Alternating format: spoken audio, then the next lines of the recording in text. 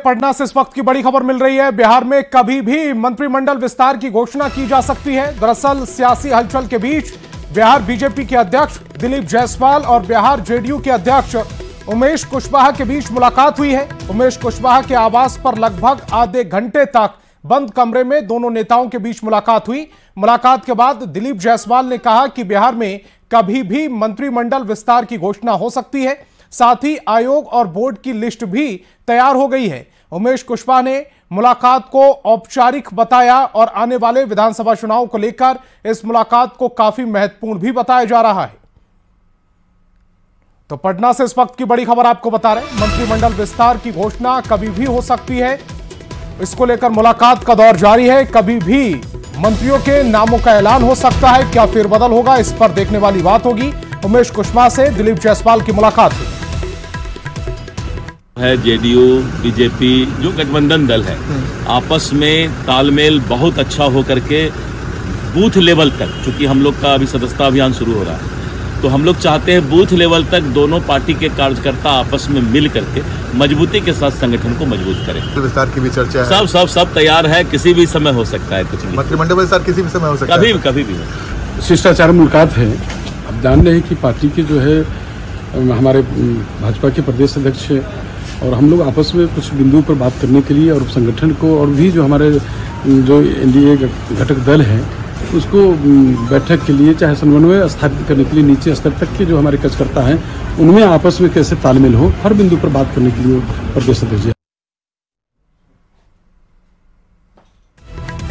और आनंद हमारे संवाददाता ज्यादा जानकारी के साथ फोन लाइन पर जुड़ रहे हैं। आनंद, बेहद महत्वपूर्ण खबर है ये, कभी भी मंत्रिमंडल का विस्तार हो सकता है। ऐसे में किन किन चेहरों पर इस बार दांव खेलने की उम्मीद जताई जा रही है, क्योंकि विधानसभा चुनाव भी ज्यादा दूर नहीं है? देखिए, किन नामों की घोषणा होगी फिलहाल इस पर पर्दा भी नहीं उठा है, लेकिन कई तरह की चर्चाएं हैं। चर्चा इस बात को लेकर है कि आने वाले विधानसभा चुनाव के पहले नीतीश मंत्रिमंडल का विस्तार हो सकता है। कुछ चेहरे को बदला जा सकता है, कुछ नए चेहरे भी इस मंत्रिमंडल में आ सकते हैं। जाहिर सी बात है, ज्यादा संख्या बीजेपी की हो सकती है, क्योंकि उनके कोटे पर भी कुछ सीट खाली है और हो सकता है कि बीजेपी कोटे से कुछ मंत्रियों को बदला भी जा सकता है।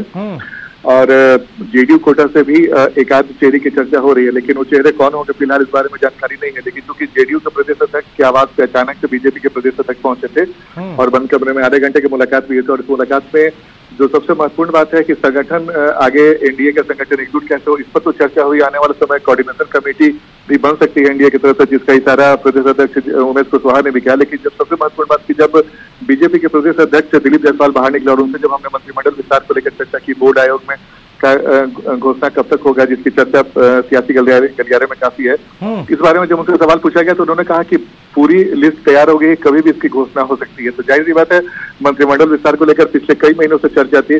तो चर्चा कई महीनों से थी आनंद, लेकिन मैं ये समझना चाह रहा हूं कि इस बार जो मंत्रिमंडल का विस्तार होगा वो चेहरों के नाम पर, कद के नाम पर होगा, काम के नाम पर होगा, या फिर जातिगत समीकरण के आधार पर होगा? क्योंकि विधानसभा चुनाव नजदीक है, ऐसे में जातिगत कार्ड भी खेला जा सकता है। देखिए, बिल्कुल आपने सही कहा। चूंकि आने वाले साल में विधानसभा का चुनाव है, तो एनडीए की पूरी कोशिश होगी कि मंत्रिमंडल में वैसे लोगों को जगह दी जाए जो न सिर्फ काम अच्छे तरीके से कर सके, बल्कि जातिगत समीकरण को भी साधा जाए। सिर्फ मंत्रिमंडल विस्तार की ही बात नहीं है, क्योंकि बोर्ड आयोग का गठन भी होना है और उसमें लगभग 150 के आसपास बोर्ड आयोग के अध्यक्ष और सदस्य बनाना है। तो उन लोगों को भी इस पे जगह मिलेगी जो आने वाले समय में विधानसभा चुनाव में महत्वपूर्ण रोल अदा कर सकते हैं। तो जाहिर सी बात है, मंत्रिमंडल विस्तार के साथ साथ बोर्ड आयोग में भी वैसे चेहरों को प्राथमिकता दी जाएगी जिसमें जातीय समीकरण तो सधेगा ही सधेगा। साथ में आने वाले विधानसभा चुनाव में एनडीए को मजबूती मिलेगी। एनडीए को मजबूती मिलेगी, इसी को लेकर इस तरह की जो मीटिंगों का दौर है वो चल रहा है। आनंद, आप हमारे साथ जुड़े, आपका बहुत बहुत शुक्रिया। यहां पर एक छोटे से ब्रेक के लिए रुकेंगे।